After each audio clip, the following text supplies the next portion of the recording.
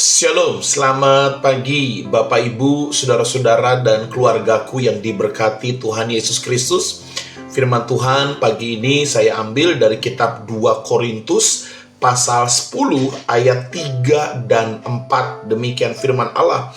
Memang kami masih hidup di dunia, tetapi kami tidak berjuang secara duniawi. Karena senjata kami dalam perjuangan bukanlah senjata duniawi, melainkan senjata yang diperlengkapi dengan kuasa Allah yang sanggup untuk meruntuhkan benteng-benteng. Bapak Ibu keluargaku yang diberkati Tuhan Yesus Kristus, firman Tuhan pagi ini saya berjudul 6 senjata untuk mengalahkan kuasa iblis. Saudara-saudara sekalian, peperangan rohani adalah sebuah istilah yang seringkali dikenal dan disebutkan dalam kekristenan. Ini berbicara tentang bagaimana anak-anak Tuhan harus berperang melawan kuasa kegelapan, melawan iblis dengan berbagai manifestasinya. Peperangan bukan bicara tentang bagaimana manusia mengalahkan sesama atau mungkin manusia dengan manusia, tetapi peperangan rohani ini bicara bagaimana anak-anak Tuhan mengalahkan kuasa iblis. Saudara-saudara sekalian, kita nggak bisa pungkiri bahwa kuasa iblis selalu datang menyerang kita. Bahkan iblis berusaha untuk menghancurkan kehidupan anak-anak Tuhan. Dalam peperangan tersebut, seringkali kita mendapati ada banyak hal yang iblis kerjakan yang tujuannya adalah satu, menghancurkan rohani kita. Di dalam gereja, dalam pelayanan, dalam keluarga, dalam pekerjaan, dalam segala hal, iblis tidak pernah berhenti untuk menyerang kita, anak-anak Tuhan.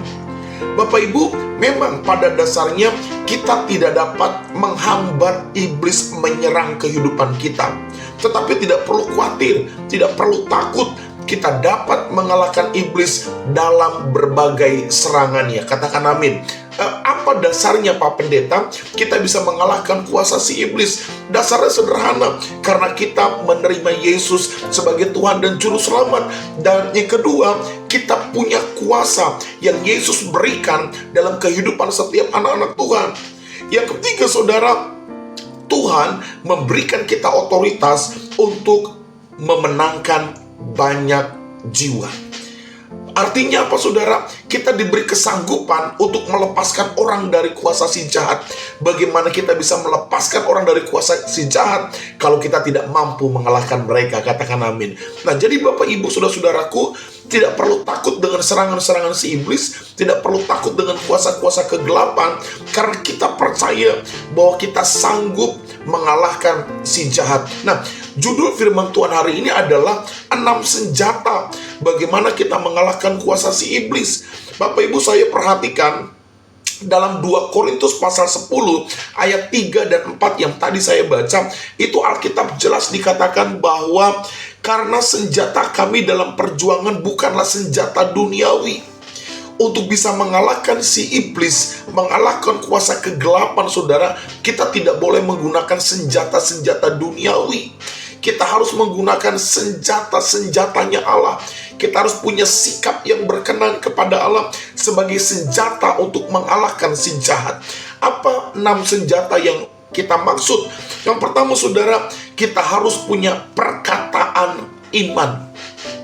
Di dalam Markus pasal 11 ayat 23, ketika kita memperkatakan kebenaran firman Allah, ketika kita meyakini firman Allah dengan penuh kesungguhan bahwa firman itu berkuasa, lalu kita perkatakan firman Allah, maka itu bisa mengalahkan kuasa si iblis. Bapak Ibu, iblis tidak takut dengan kegagahanmu, iblis tidak takut dengan kepintaranmu, iblis tidak takut dengan kejeniusanmu, tapi iblis takut dengan firman Allah yang berkuasa. Karena itu perkatakan dengan iman firman Allah, katakan dengan iman kebenaran firman Allah, dan lakukan dalam kehidupan sehari-hari. Itu yang membuat iblis lari dari kehidupan kita. Lalu yang kedua saudara, senjata yang kedua adalah 1 Petrus pasal 4 ayat 1. Kita harus punya pikiran yang positif.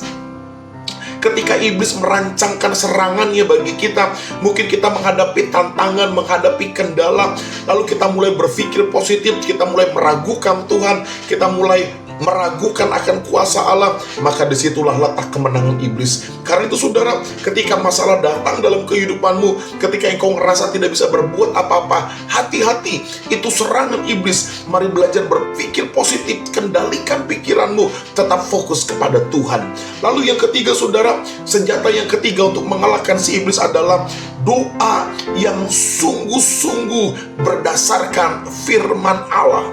Jangan berdoa dengan kepintaranmu, jangan berdoa dengan keahlianmu dalam berdoa menyusun kata-kata yang indah, tapi doa dengan sungguh-sungguh berdasarkan firman Allah. Bapak Ibu, doa yang berkuasa bukanlah doa yang tersusun dengan rapi saja, tapi doa yang berkuasa adalah doa yang didasarkan kepada kebenaran firman Allah, doa yang didasarkan kepada kehendak Allah.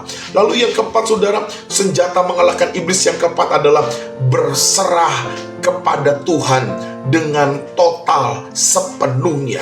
Berserah artinya bukan berarti mengalah sama iblis. Berserah artinya izinkan Tuhan menguasai hidupmu, izinkan Tuhan yang mengatur kehidupanmu, izinkan Tuhan yang mengambil alih seluruh hidupmu. Biarkan Tuhan yang berkuasa atas hidup kita. Kita nggak perlu membalas orang jahat, kita nggak perlu membalas orang-orang yang mereka-rekakan yang jahat. Izinkan Tuhan yang mengambil alih dalam kehidupanmu. Yang kelima adalah senjatanya, miliki hati yang bersih dan tulus. Amsal 14 ayat 32. Kadang-kala ketika kita diserang iblis, kita nggak bisa sungguh-sungguh pelayanan.